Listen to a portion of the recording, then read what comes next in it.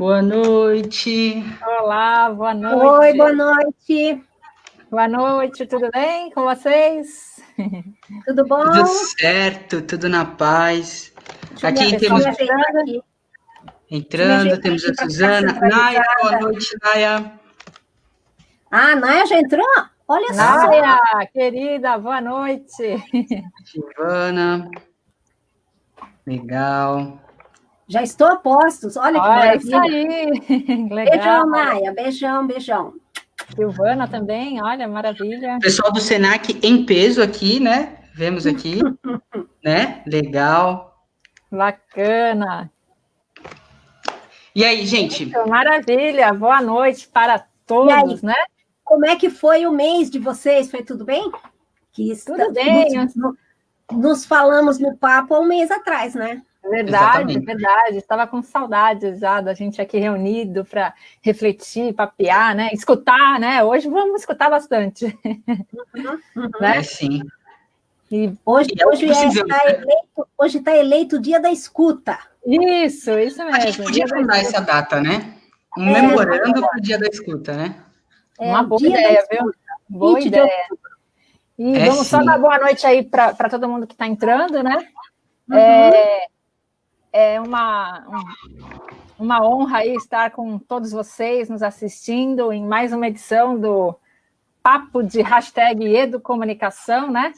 Um projeto do Instituto Devir Educom, um instituto que atua com ações e projetos nas interfaces da comunicação e da educação, né? Eu sou, para quem não me conhece, eu sou Andressa Luzirão, jornalista, educomunicadora, professora universitária, gestora do Instituto Devir Educom, junto aqui com os meus super parceiros, que também vão se apresentar. Eu sou a Ivone Rocha, eu sou parceira aqui também, como a Andressa falou, né? Para quem não me conhece, também sou professora e faço parte aí dos projetos do Instituto Devir Educom. Eu sou o Pedro, também sou parceira aqui do nosso projeto e de todo o nosso povo, componho os tentáculos, junto os meus tentáculos aos nossos tentáculos, e trabalho com arte, com educação e integro as nossas atividades. Maravilha. Só explicar para o pessoal que a gente fala de tentáculos, né? É porque o nosso símbolo interno, né? O nosso símbolo interno é um polvo.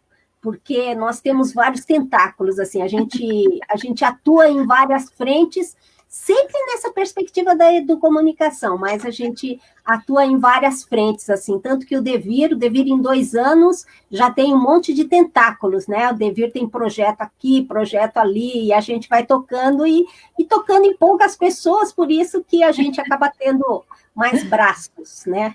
Somos sonhadores, né? É isso aí. Bom, vamos para o tema, então? O tema de hoje é desinformação. Por que não ouvimos como deveríamos ouvir um convite à escutativa, né?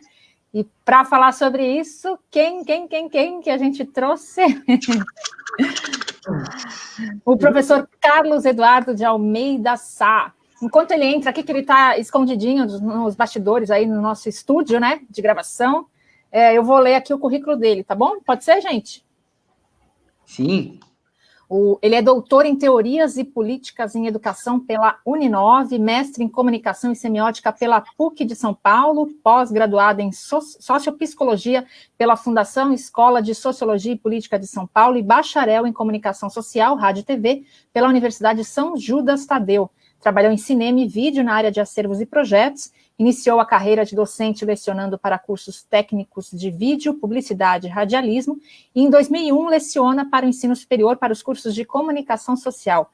Em 2016 publicou um livro, Uma Viagem de Descobrimento, A Cultura do Ver e do Ouvir e a Sala de Aula, pela editora Todas as Musas. Atualmente ele leciona para todas as habilitações de comunicação no Centro Universitário das Américas. Edu, seja muito bem-vindo. Olá, gente. Obrigado. Tá escondidinho aqui. Estou achando que eu estou muito chique, gente. É a primeira vez que eu faço uma live. Né? Muito obrigado. Eu quero agradecer primeiramente a Ivone, né, pelo convite, que foi o primeiro que convidou. Aí a Naya, que já está aqui, né? que me indicou para a Ivone, enfim, faz parte desses tentáculos também, né? É verdade. Andressa, o Pedro, né? Enfim, estou muito feliz aí de poder falar sobre esse assunto.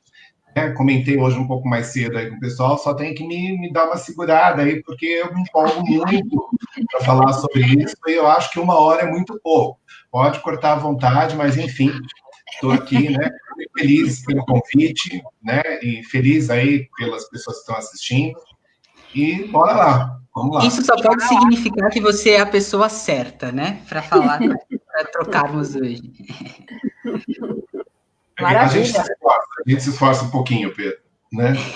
E antes da gente começar, antes da gente te escutar, né, a gente vai se ouvir um pouco nas manchetes da semana. Para quem está aqui nos assistindo, as manchetes da semana nada mais são que uma dinâmica que realizamos em um projeto que o Instituto desenvolve em 2 escolas públicas de Santos, que é o projeto Memórias em Rede. E nós fazemos essa dinâmica com os alunos, que é um momento basicamente de escuta, né, de ouvi-los. Eles contam as suas notícias pessoais. Então, como é de prática aqui no Papo, né? A gente sempre começa com as nossas manchetes da semana. Ivone, qual é a sua manchete? Ai, meu Deus, eu sou a primeira a falar da minha manchete. A minha manchete não é muito boa, não, né? Não é nada boa, para falar a verdade, né?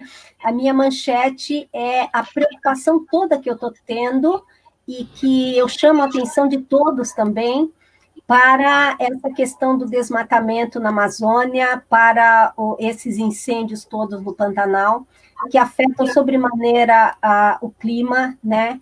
E aí acabam afetando a nossa saúde muito diretamente, não é indiretamente, como muita gente pensa, isso está acontecendo agora, mas isso só vai se refletir daqui a X tempo. Não. A gente está percebendo a mudança do tempo, a gente está percebendo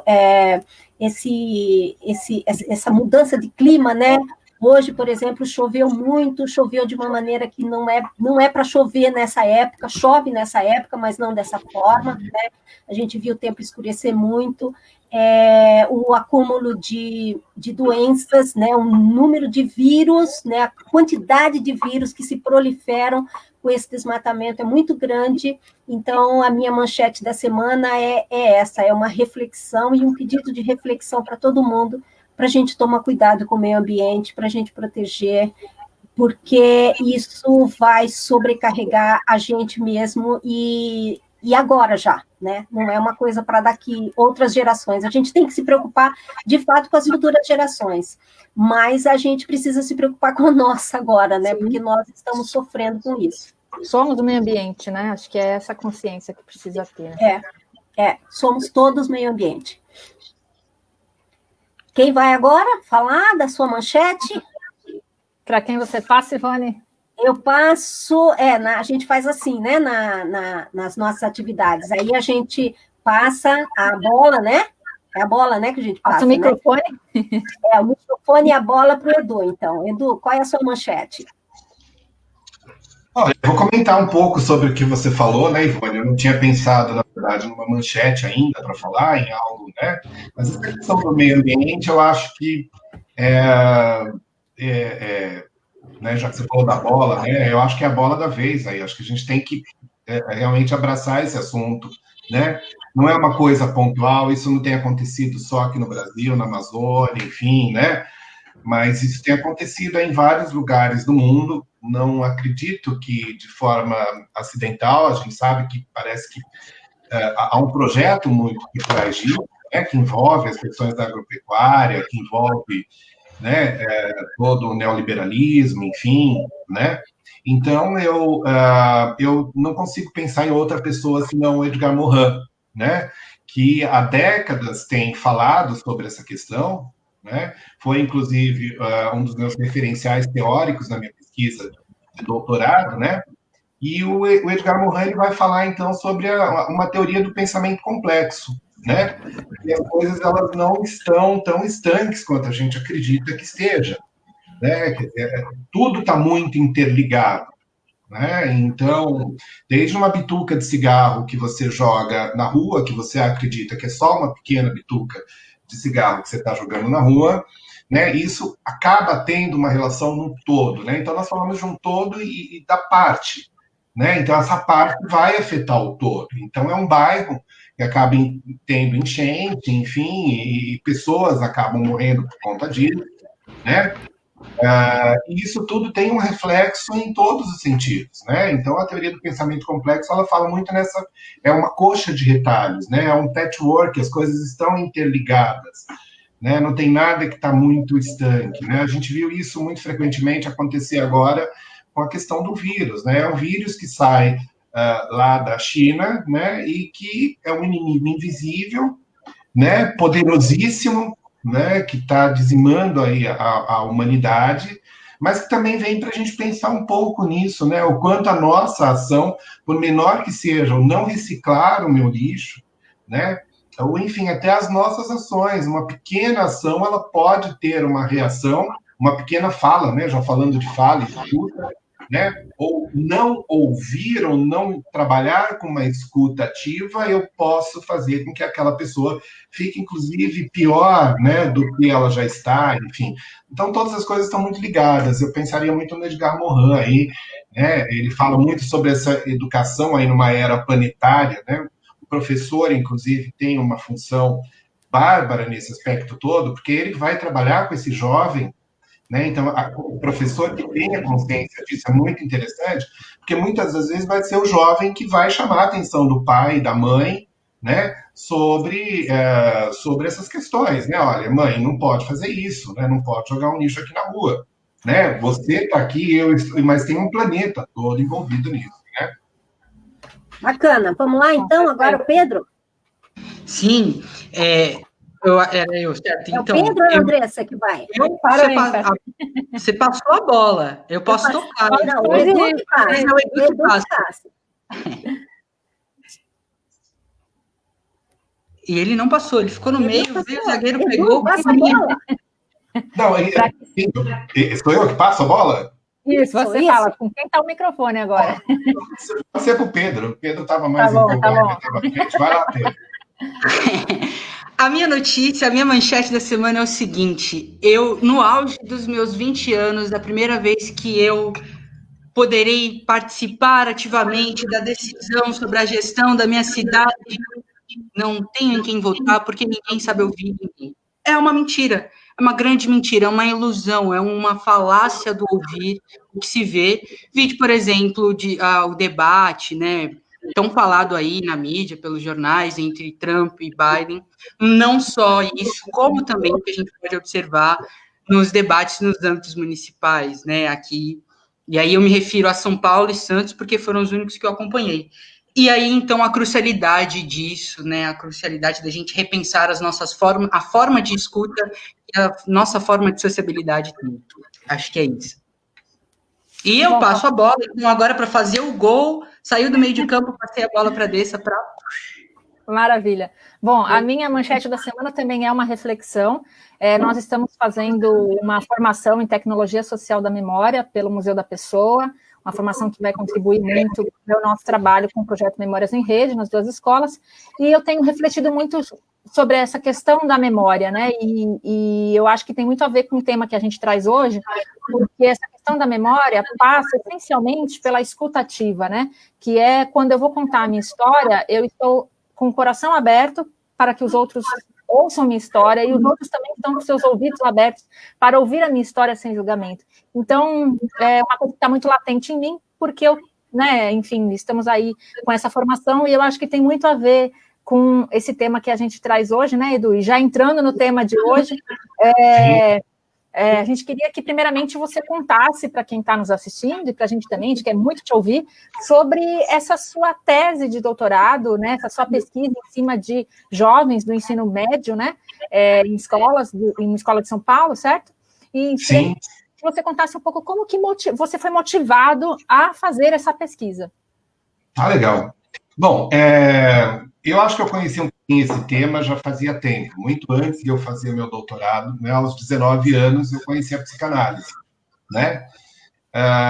E eu fui para a psicanálise com um quadro de síndrome de pânico, com um pouco de depressão, mas era mais pânico do que depressão, enfim.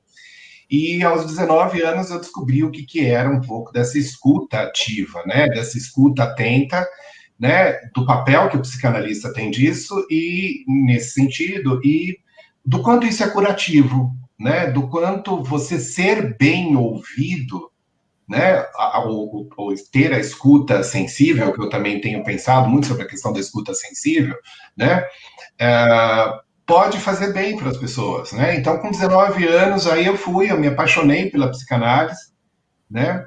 E eu acho que isso depois, quando eu comecei a trabalhar na graduação, né, eu fui ser professor de disciplinas de rádio. E o estúdio de rádio, tem aqui uma aluna minha, Adriana Carvalho, que eu estou vendo aqui no chat. Boa noite, Adriana. Adriana, acho que é prova disso daí, né? A gente tinha lá um estúdio, nessa época era no Centro Universitário Fiel, e eu fazia todo um trabalho mesmo de escuta das peças que eles produziam, né? Então, o estúdio de rádio era um estúdio super... muito bom, né? Com uma acústica excelente, que inclusive causava um pouco um mal-estar, né, em alguns alunos que falavam: professor, o silêncio aqui é insuportável, por conta dessa acústica, né? E aí, aos poucos, eles iam gostando daquele silêncio, né? E então eles produziam peças que depois eles ouviam, e era muito interessante trabalhar essa questão da escuta no aluno, né? Então, eu acho que no ensino mesmo da graduação foi que realmente eu percebi aí do poder que tem a escuta. Eu acho que esses dois momentos aí me levaram a pensar numa pesquisa, né, que foi com os alunos do ensino médio, alunos do primeiro ano do ensino médio, de uma escola aqui da Lapa, né, o Colégio Anhanguera, e eu fiz com um grupo de alunos, inclusive meu orientador na época disse: olha, você vai passar mesmo esse documentário, porque era um documentário radiofônico, muita gente nem imagina que existe um documentário radiofônico, esse gênero, né? E eu disse: sim, eu quero trabalhar com esse. E era um documentário da Roseli Forganes, que trabalhou durante muito tempo na Rádio Eldorado, como correspondente no exterior, e ela fez um trabalho interessantíssimo, né, sobre a Guerra do Timor-Leste. E esse é um documentário de 30 minutos que eu levei para os alunos ouvir. Minha professora disse: mas você não acha isso um tema muito pesado para os jovens, né, de primeiro ano? Não seria legal trabalhar alguma coisa dentro do repertório deles? E eu disse: eu acho que aí está o desafio, né? Essa distância da temática, alguém que não imagina onde é o Timor-Leste e como um genocídio, né, tamanho, né, é capaz de impactar alguém que também está aqui, né, sensibilizar, enfim. E realmente foi minha surpresa, porque eu pude pegar muitas coisas dessa audição, né, dessa escuta ativa dos alunos, né. Primeiro, que eu achava que talvez eles não fossem ouvir por conta de uma série de ruídos que tinham na escola, enfim. E ali eu acabo fazendo um convite à escuta, né, propondo para eles, porque é um convite mesmo à escuta. A gente não chega falando, não chega colocando, sobretudo com jovens. Eu acho que a gente tem que sensibilizar um pouco antes de trabalhar com qualquer assunto, né? Falando, olha, sobre o que a gente vai trabalhar, fazendo uma introdução e perguntando se eles gostariam de ouvir. Quase sempre a resposta é sim, né? E foi muito interessante, porque 5 minutos depois dessa audição, os próprios alunos estavam pedindo para que os outros ficassem quietos, né? Fica quieto, peraí, né? E realmente, assim, ao final do documentário, tinha aluno muito, muito emocionado, tinha aluno querendo saber mais sobre o Timor, né? Sobre todo o genocídio, enfim. Então, minha pesquisa foi isso aí. Deixa eu só dar uma palavrinha? Pode? Ah, É só para falar da Silvia, a Silvia Vieira. A Silvia foi a nossa primeira entrevistada aqui, né, no Papo de Educomunicação, e a Silvia está aqui falando que ela busca trabalhar nessa consciência ambiental desde a educação infantil, né? A Silvia, ela trabalha com crianças de 4 e 5 anos, né? E ela tem um projeto chamado Imprensa Mirim. Então, eu só queria registrar essa participação aqui da Silvia. Silvia, um beijo grande para você. Beijo, Silvia. Muito bom. A iniciativa. E o trabalho dela, inclusive, tem tudo a ver com se reposicionar enquanto educador, no sentido de pensar como você escuta essa criança, né? E ela deixou isso claro, né? E o quanto que, a partir disso, ela pode pensar os seus processos e modos de falar, né, quando você vai entrevistar, enfim. E, assim, talvez entrando um pouco nos meandros, né, da sua tese, Edu, quando você pensa o sentido da escuta, o que você pensa quando você pensa o fundamento da escuta? Então, quando a gente fala do sentido da escuta, né, é preciso pensar na escuta enquanto um sentido, né? Então, nós temos aí 5 sentidos, né? E esses sentidos todos aí, pela minha pesquisa, né, principalmente voltada às questões da semiótica da cultura, esses sentidos todos estão exacerbados, né? São sentidos que estão demorando para ser sentidos, né? São sentidos que precisam cada vez mais de inputs, precisam cada vez mais disposições para que a gente tenha algum sentido, né? Então, o sentido da escuta é só um sentido, mas ele é importantíssimo, né? Então, só para fazer um paralelo com isso, eu gosto de lembrar, por exemplo, Baudrillard, quando ele esteve aqui no Brasil, em 2007, se não me falha a memória, para a Sabatina da Folha, né? E dessa sabatina saiu, inclusive, um caderno muito interessante da Folha, chamado Pós-Modernidade, né? Será que a morte da pós-modernidade, né? Será que a pós-modernidade acabou?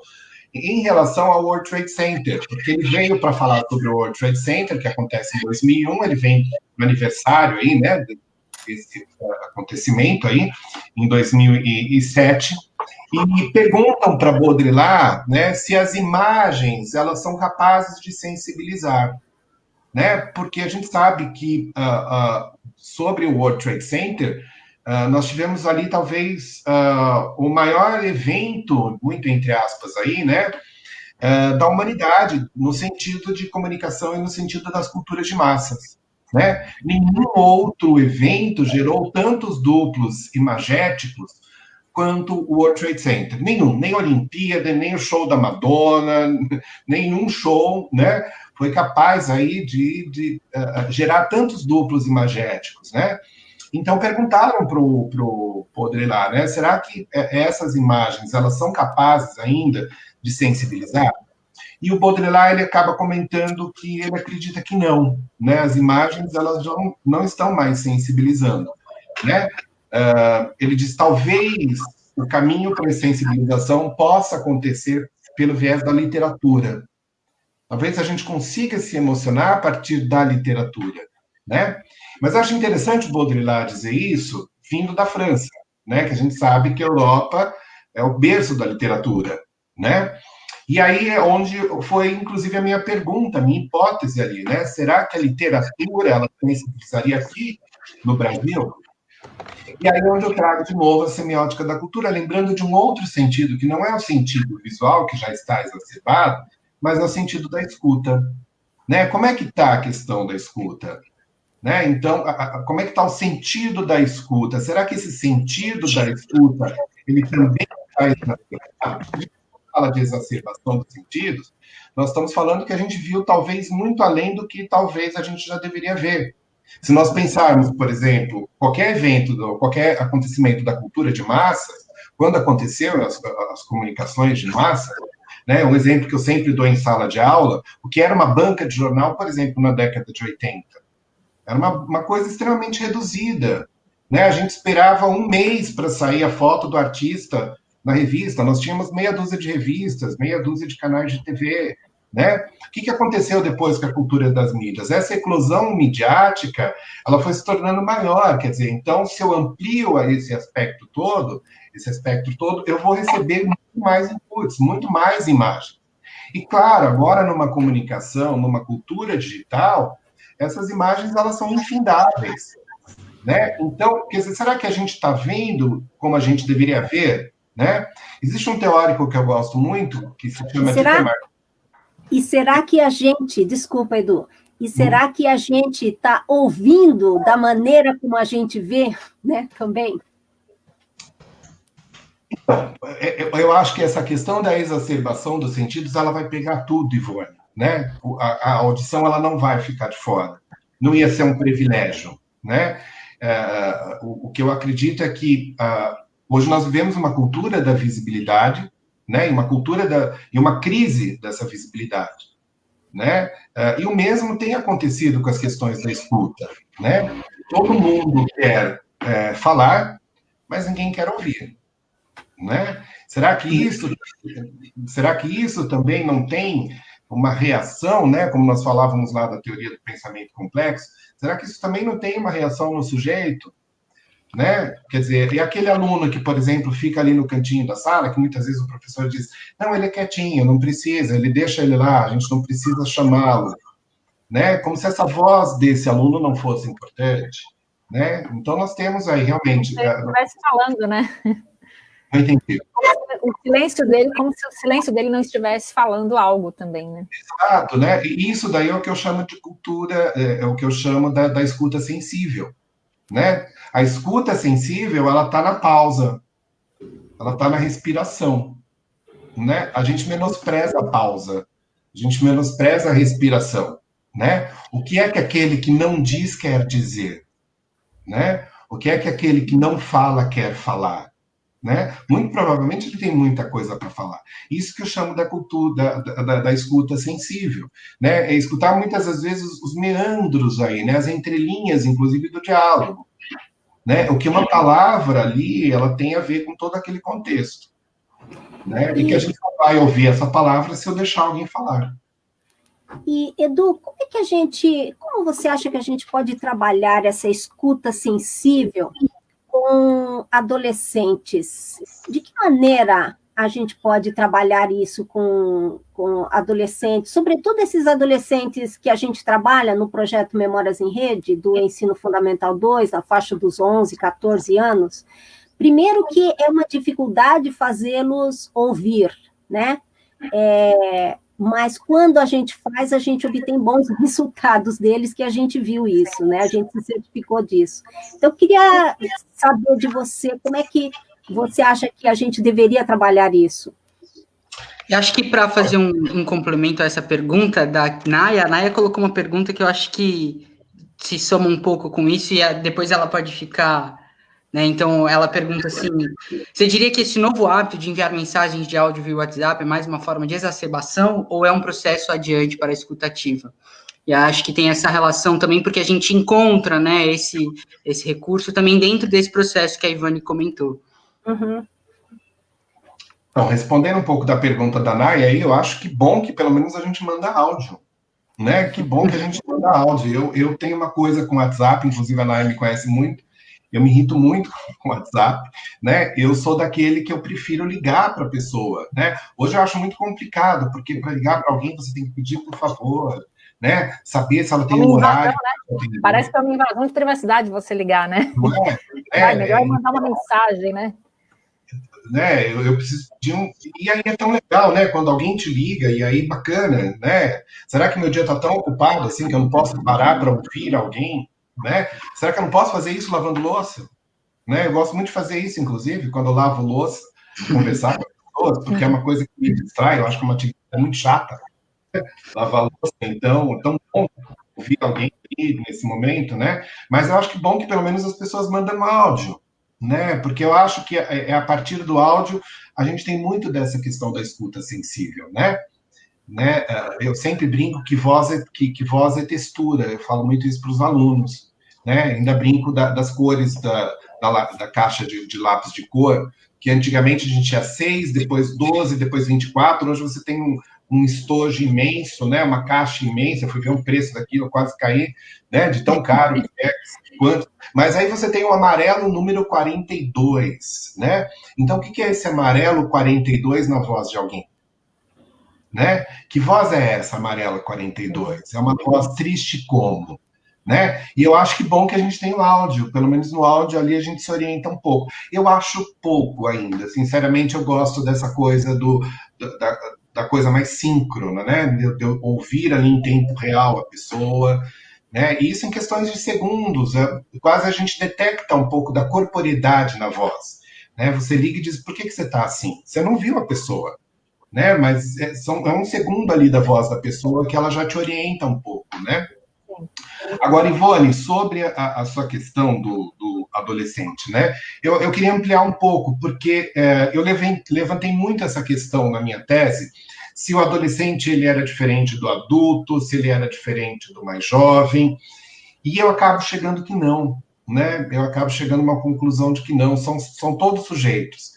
E, inclusive, a minha hipótese era de que esse adolescente ele não fosse capaz de ouvir, né? E foi um engano, assim, foi realmente eu caí do cavalo, né? Porque hoje eu trabalho muito com isso, né? Eu dou aula para faculdade, principalmente primeiro semestre, e é impressionante, assim, o quanto eles ouvem, o quanto eles aproveitam do conhecimento, de tudo mais. Eu acho que, sobretudo, se a gente pensar na questão do professor, né? Se a gente quer ter esse aluno ouvinte, é imprescindível que esse professor ele carregue o que Morin vai falar que é o eros, né? O eros morriniano é a paixão, né? Um professor desmotivado ele não vai despertar nada no aluno, né? Então eu sempre brinco, eu acordo 1 hora antes de eu dar aula, eu tenho um ritual de tomar banho, de tomar um bom café, né? De estar bem, de colocar uma música, de tentar subir o astral da porque é uma troca, né? Mas eu não acredito que isso está só realmente no adolescente. Eu acho que isso é geral, é do sujeito, né, Ivone?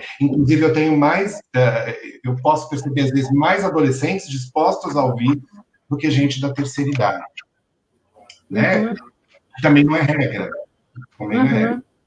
Edu, só linkando com isso que você está falando, tem uma frase muito bonita no seu trabalho, né, na sua tese, de Rubem Alves, que fala exatamente fala da escuta bonita, né?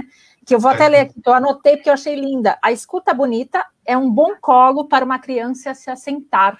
Eu acho que tem tudo a ver com isso que você está falando, né? Trazendo para todo sujeito, né? De qualquer idade, né? Acho que essa escuta bonita, ela é essencial para boas relações, para o bom desenvolvimento, para evitar ruído de informação, né?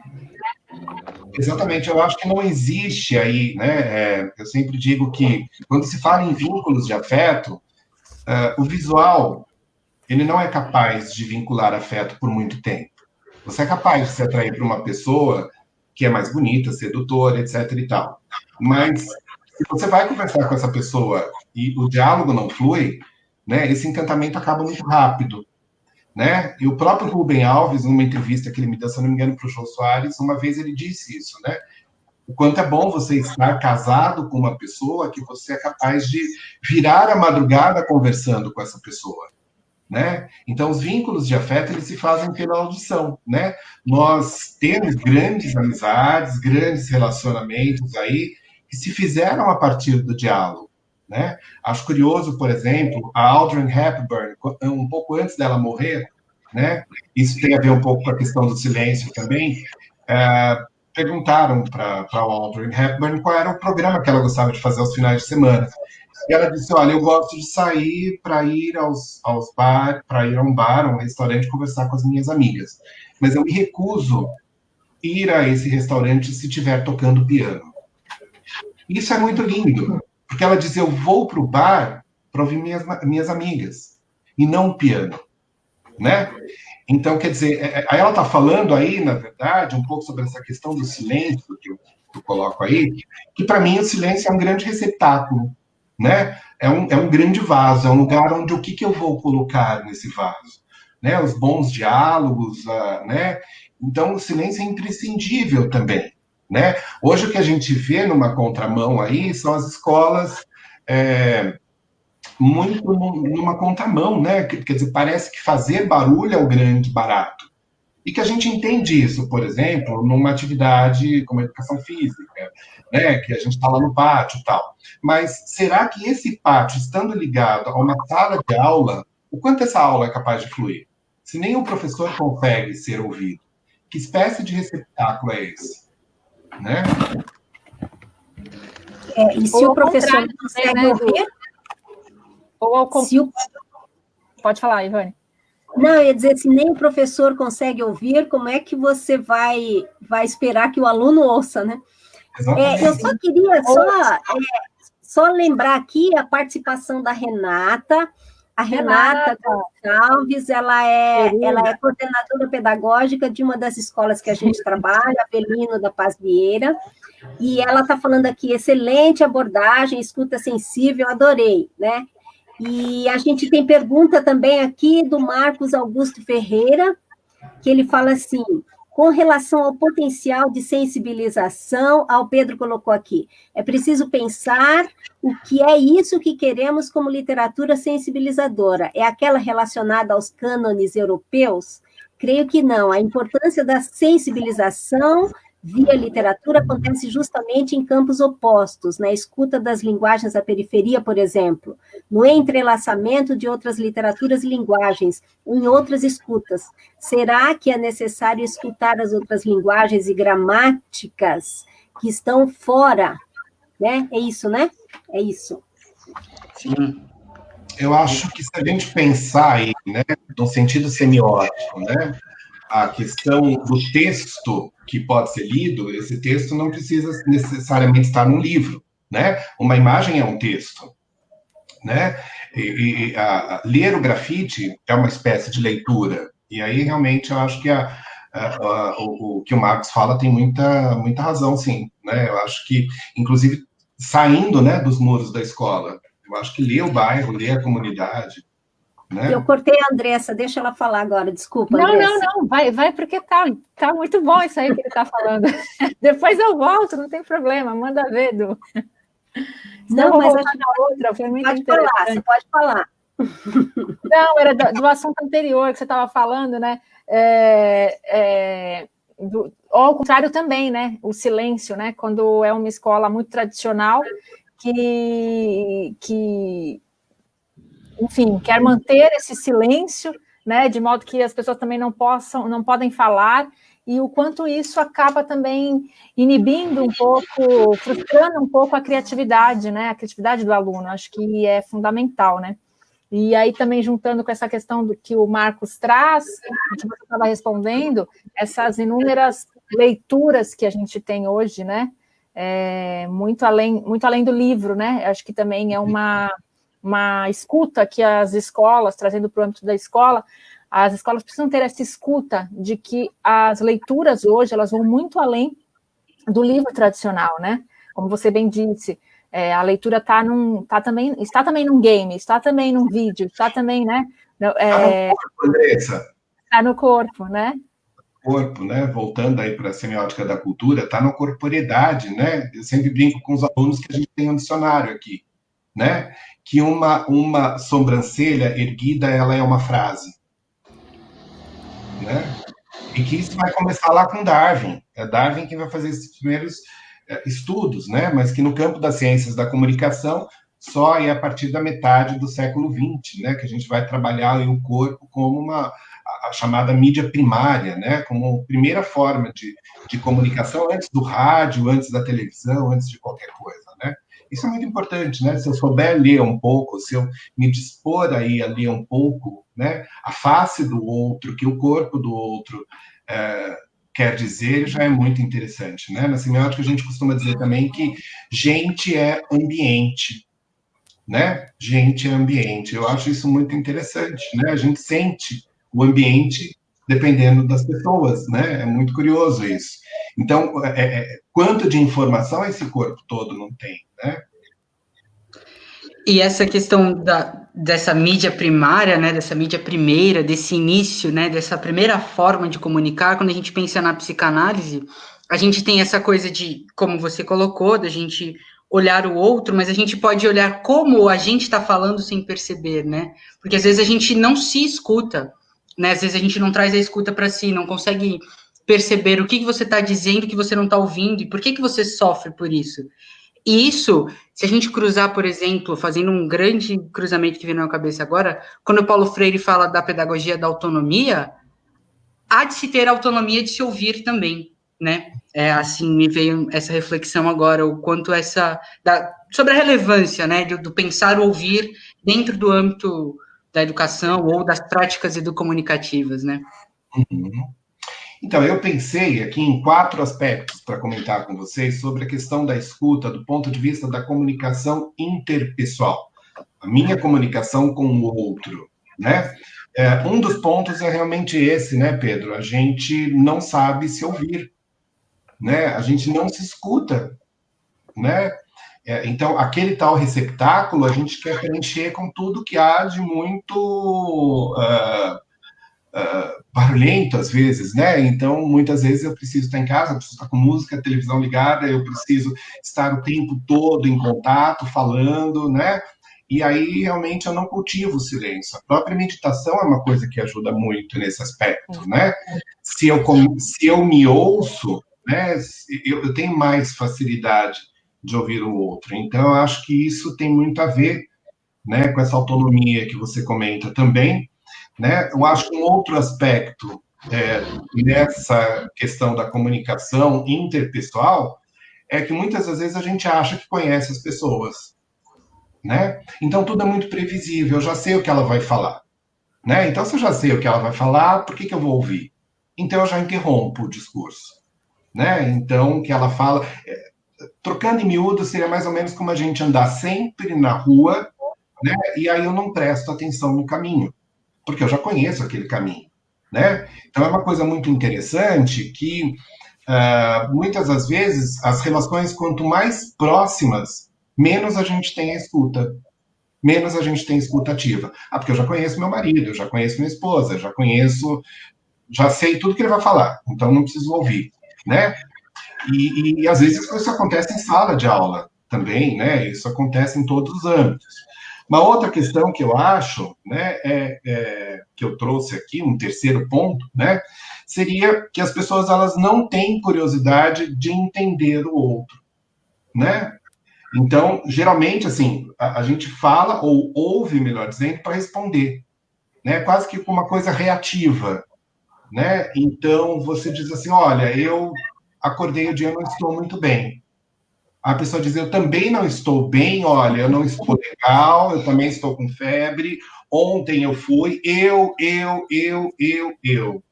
né? Então, a gente sabe que, na verdade, quando o ego, ele entra, a escuta ativa cai. Não tem como ter as duas coisas, né? Para a semiótica da cultura, eu insisto em trazer, porque ela é meu referencial teórico, né? Ver está atrelado ao fazer. Toda vez que a gente vê, esse ver propõe a gente alguma ação. Então, quando você diz assim, deixa eu ver a foto, esse deixa eu ver a foto, vem acompanhado do projeto. Pegar a foto. Você está num restaurante ali e está numa fila, vagou um espaço, você já vai ver, teu corpo já vai para lá. Então, esse ver está muito relacionado ao fazer, né? O ouvir é o contrário, né? Para ouvir, basta sermos passivos. Basta que a gente esteja passivo, a gente precisa se abrir para o outro, né? E para eu me abrir para o outro, eu preciso deixar esse ego um pouquinho de lado, né?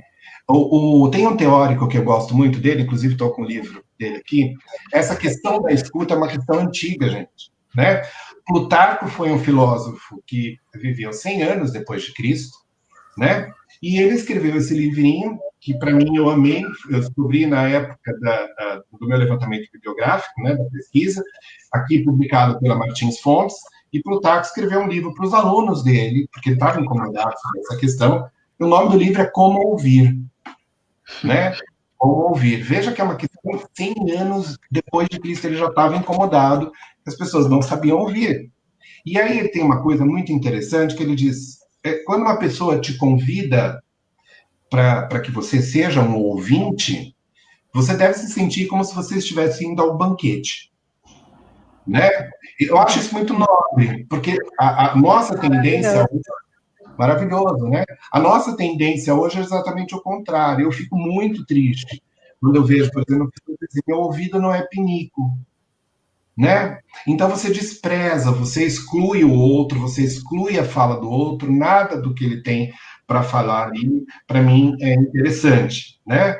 Então, quase sempre tem muito disso, muito dessa relação, né? De você falar... A pessoa, ela não te ouve ali, ela quer responder, ela quer também ali, né? E aí fica cada um falando um pouco mais alto, né? Aí, chegando ao Rubem Alves, ele vai falar da voz fálica, né? O que é essa voz fálica? É a voz peniana mesmo, aquela voz que penetra, né? E muitas vezes agride. A gente vê isso em sala de aula, né? Foi muito porque eu fui fazer minha pesquisa em 2011, 12, na escola, e eu fui para fazer esse trabalho com professores, e eu entrei, e a professora, quando foi me apresentar para o grupo da sala, ela já chegou, mas assim, sem exagero nenhum, parecia uma coisa de... Eu me senti quase que numa penitenciária, apesar de nunca ter ido para uma penitenciária. Mas o grito, né? Ah, todo mundo para o seu lugar, vamos falar, presta atenção, né? Uma professora, né? Então, essa tal voz fálica, né?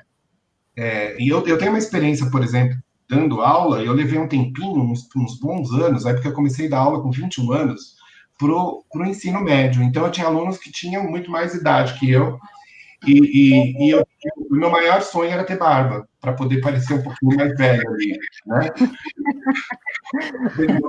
Respeito ali.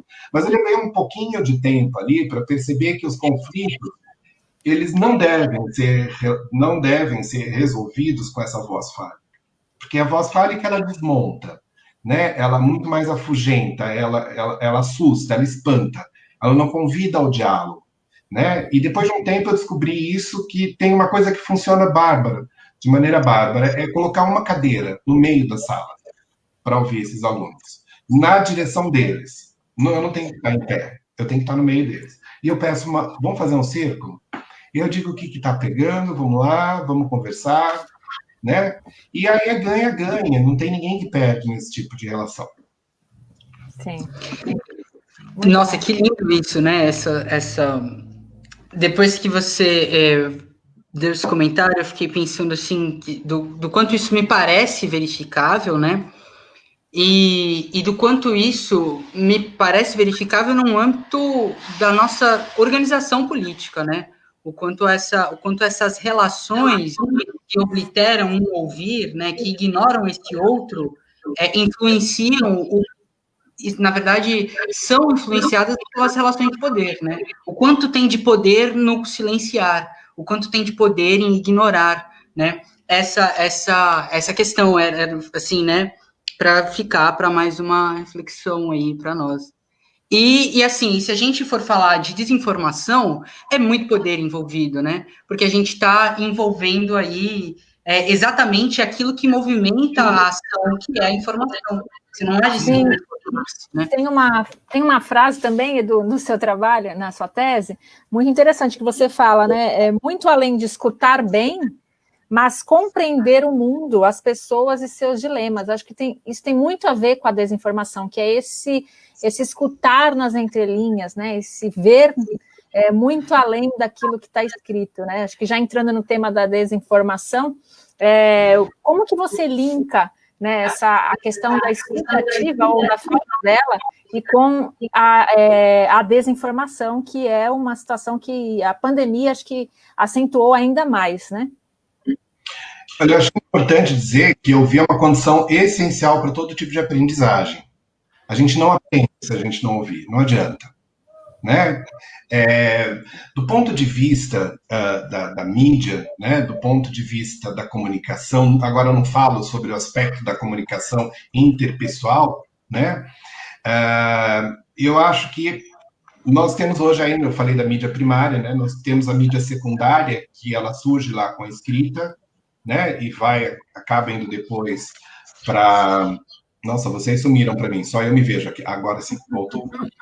Me assustei com o meu cara. Eu vi, desculpa. Nós temos, então, a mídia secundária, que é essa mídia que surge lá com as escritas, mas a gente vai ter isso nos livros e tudo mais, né? E a gente tem também a mídia terciária, né? Que vai surgir lá com o rádio, com a televisão, com o telégrafo, né? Já essa mídia terciária, que hoje nós temos aí na cultura digital, inclusive, é uma mídia que ela decreta a questão muito da efemeridade das informações, né? Então, o rádio é muito assim, quer dizer, eu ouvi agora a mensagem, se eu não ouvi, a mensagem passou. Né? A televisão é assim, a internet muito mais, um F5, mudou tudo aquilo, né? Então, o que eu acredito, na verdade, acerca do aspecto da desinformação, se a gente comparar a mídia terciária com a mídia secundária é a mídia da contemplação. Você não consegue entender um livro se você não ler esse livro inteiro, e para isso você, de novo, precisa do tempo. Então, o aspecto do tempo é um aspecto muito importante hoje, né? E que a gente tem perdido de vista, né? A gente acha que a gente não tem tempo e a gente, né, vai colocando cada vez mais coisas aí para fazer, enfim, na nossa agenda, né? De maneira que tudo que a gente acaba vendo acaba ficando de maneira muito superficial, né? Na semiótica da Peirciana, nós falamos em primeiridade, secundidade e terceiridade, né? Então, essa primeiridade aí é o aspecto mais sensível, né? Mais hipotético da mensagem, né? Essa mensagem que não está muito clara. Eu sempre faço uma analogia com as questões das manchetes, né? Por uma manchete, você não entende toda a notícia, mas quando você abre ali um portal, uma página, né? Você tem ali 50 manchetes, sei lá quantas manchetes ali, e todas elas você vai lendo, de maneira que você não aprofundou aí, né? Você não entra nem numa secundidade, que nós chamamos, né? Que é a corporificação desse signo, onde a gente consegue entender de fato e dar nome às coisas e dar nome às pessoas, aos fatos, né? Muito menos a uma terceiridade, né? Que quando você realmente articula tudo aquilo que você leu com o momento que você vive e tudo mais. Então, de maneira que eu tenho a impressão, né, que quando nós saímos dessa contemplação muito característico da mídia secundária, do ler com calma, né, e ler o livro, e realmente ler o artigo, né, e a gente quase que se sente numa obrigatoriedade aí de entender tudo, né? Mas isso não é uma coisa que acontece puramente no campo visual da internet e tal. Eu sempre lembro da Marilena Chaui, né? Quando ela vai falar sobre o telejornalismo. Então, tem uma coisa que eu até comento isso em aula com os alunos, dessa fala da Chaui que eu acho bárbara. Ela diz, olha, o telejornalismo, ele minimiza, ele distancia e ele infantiliza o fato, né? Então, o que acontece? Eu tenho ali 15 manchetes, essas 15 notícias, melhor dizendo, elas vão passar num prazo de 30 minutos ali, então, de maneira que eu vou dar 2 minutos para cada notícia. Então, quer dizer, eu não aprofundo nenhuma delas, né? E praticamente fica como se nós vivêssemos aí de uma maneira esquizofrênica, né? Porque eu ajo de uma maneira, eu penso de uma maneira, né? Então, quer dizer, eu falo ali que morreram 200 pessoas num terremoto e a próxima notícia me pede para eu tomar nota da receita de empadinha. Então, pera, né? Que sentimento que eu tenho, que percebe? Aí eu acho que é onde entra muito essa questão da desinformação. Eu acho que a gente talvez precise pensar de novo, não só na questão do silêncio, mas na questão do tempo. Eu sempre comento isso para os alunos. Olha, se você quisesse conhecer mais sobre o assunto, leia mais sobre ele. Em vez de assistir um telejornal, assista um documentário, uma reportagem de aprofundamento, que vai ter ali 20, 30 minutos, às vezes 1 hora, para falar sobre o assunto. E isso tudo também não é garantia de informação, né? Mas eu penso um pouco nesse aspecto, né? Assim, o quanto a gente deixou de contemplar, né, com a mídia terciária, né? Porque tudo precisa ser, né, o tempo todo substituído. A gente tem uma indústria da informação aí que ela é voraz, né? Então, quase tudo eu fico num aspecto muito reducionista, muito superficial. Muitíssimo interessante, né? Porque quando a gente pensa essa questão dentro do sistema que a gente vive, a gente vê claramente, né, quais são aí, para falar de Foucault, os insidiosos mecanismos de sujeição postos aí, né? Assim, tá ali, você está se sujeitando, mas você acha que está se... E aí o lance de não se ouvir, né? Porque você está se sujeitando, não sabe pelo que você está se sujeitando, mas sabe que tem que se sujeitar, e aí você corrobora com o processo amplo de desinformação, né? Assim, porque a gente tem esse sentido que até a gente discutiu num outro encontro, né? O quanto que o processo de desinformar massas, ou, né, desinformar massas pode ferir a democracia, né? E aí o quanto que o ouvir entra como um elemento constitutivo de um processo revolucionário, até, se quiser. Não vai ter uma revolução se a gente não se ouvir. Não vai ter outra educação se a gente não se ouvir, né? Assim, sei lá, veio na minha cabeça. Não, com certeza. É do micro para o macro, né, Pedro? É do micro para o macro, né? É um processo, mas que eu acho que começa em casa. Cultural, né, Edu? É cultural isso, né? Cultural. Sim, sim, é cultural e é de uma certa maneira muito provocado pela grande mídia, né?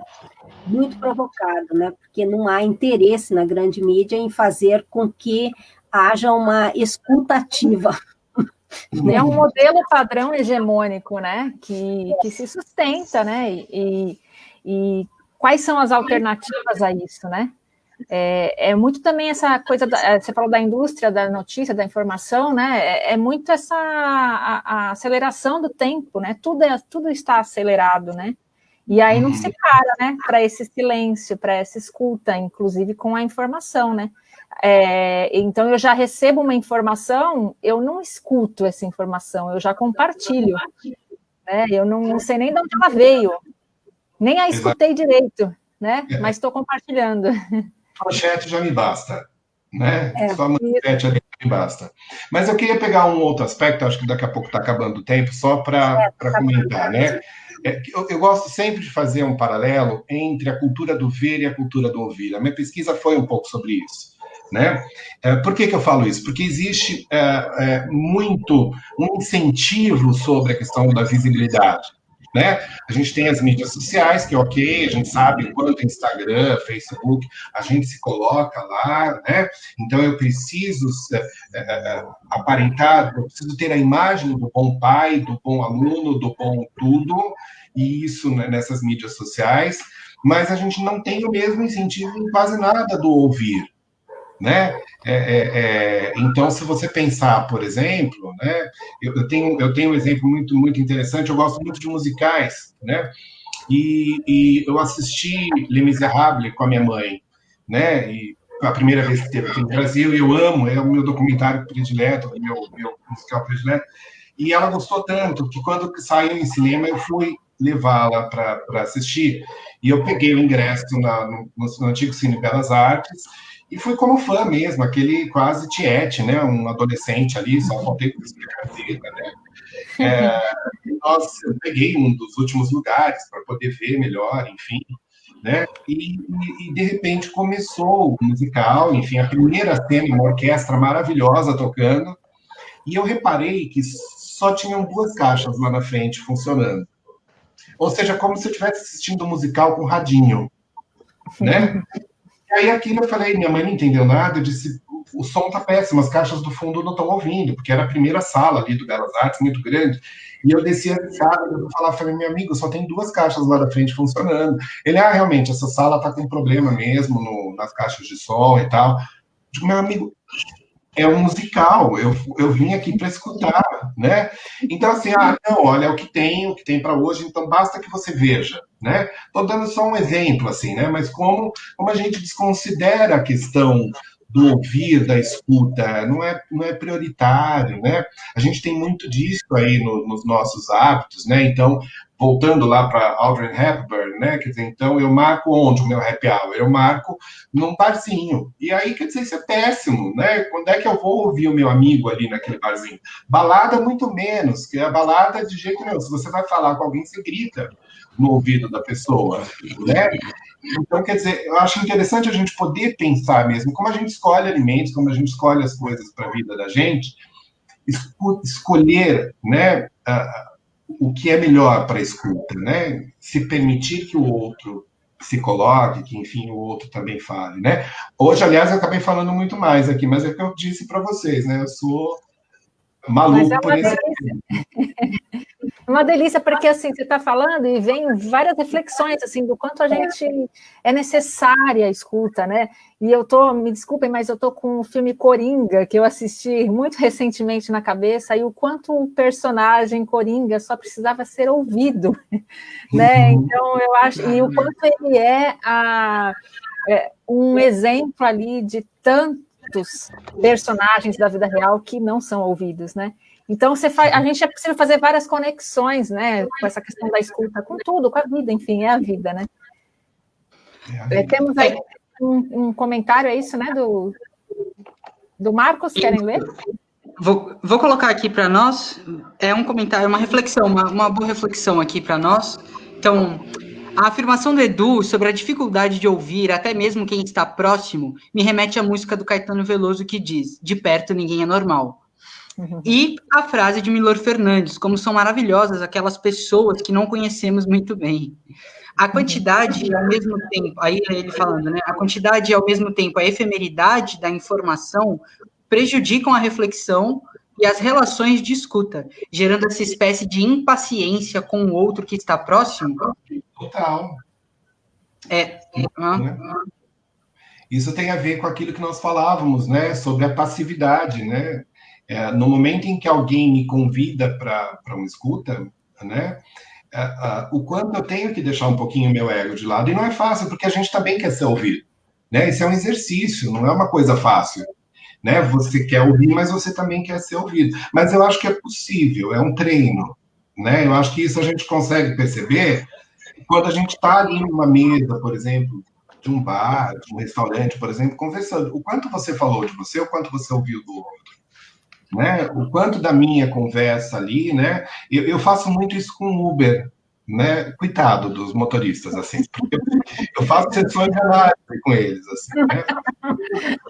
Puxando, e sempre tem ali um telefoninho, um remedinho que eu posso indicar, alguma coisa, por esse lugar, mas aí eu fico no lugar do Freud mesmo, o divã é dele, né? Minha vida. Eu estou tentando manter as minhas 5 estrelas no Uber, né? E eles gostam. Estamos chegando no fim, né, gente? A Carla falou uma coisa bacana, né? Olha que bacana. Para nós, profissionais da massoterapia, o ouvir é extremamente importante. A leitura do corpo, a expressão facial, tudo fala. Né, Edu? Já é um diagnóstico, né? Já é ali, a gente já tem semiótica nessa face, né? A gente já tem leituras textuais, né, na face. Né? Sem dúvida. E no corpo também, né? No corpo de maneira geral. O tempo inteiro, né? O tempo inteiro a gente vai estar sempre falando porque estamos vivos, né? E... A Tati também falou só para... sim. A gente destacou aí, quando se é professor é mais difícil ainda o escutar. Tati, sobretudo quando você tem salas com 40, 50, 60, 80, 100 alunos, né? Como é que fica isso?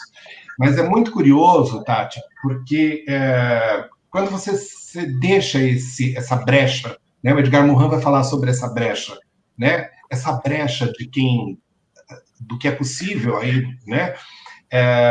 Muitos dos alunos, eles entendem isso, né? De maneira que, assim, eu já tive, ao final da aula, aluno me falando de aborto, aluno me falando de sexualidade, aluno me falando, né?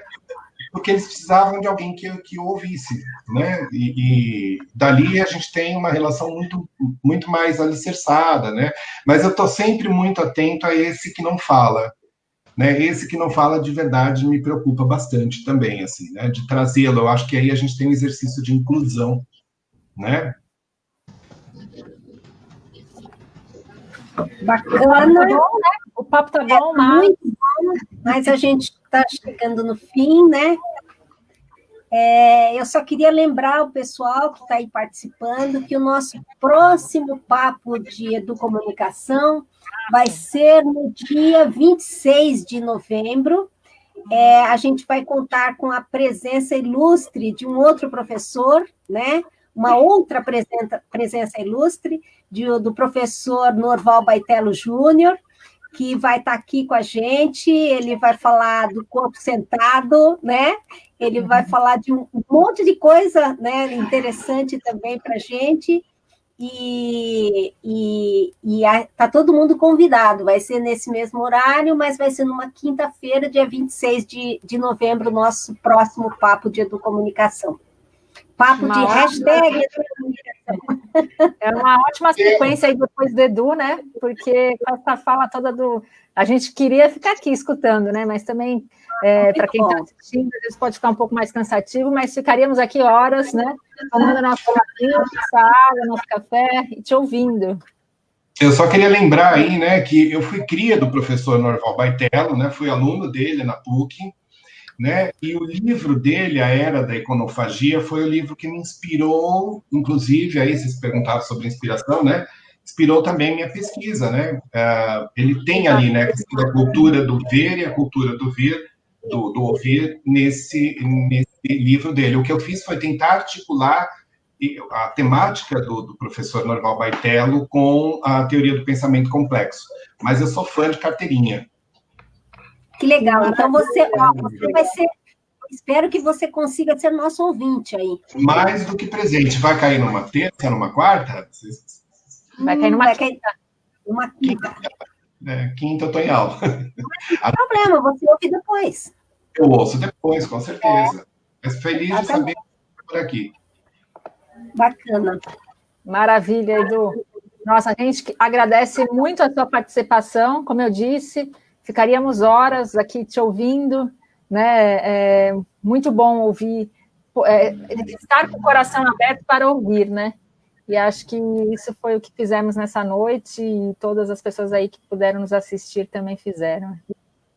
Só agradecer. Eu quero agradecer, fora o convite, eu quero agradecer todo mundo que esteve presente, aí minha irmã, Naia, Leandro, que eu vi, Adriana, as pessoas que eu vi aqui no nome, né, no chat, muito obrigado aí pela presença, muito bom ter vocês aqui, né? E agradecer aí a Ivone de novo, Pedro, Andressa, pela oportunidade. Sim. Edu, a gente pode colocar o link da sua tese de doutorado, caso a pessoa tenha interesse. Vamos colocar, pessoal, vamos? Uhum. Você tem aí fácil para colocar? Eu tenho sim, vou pegar aqui. Ela está disponível para leitura, tá? Não tem... Maravilha, realmente foi uma grande aula, né? Foi uma grande aula que, apesar de termos ouvido muito, não teve nada de bancário, né? Pelo contrário, que foi muito legal.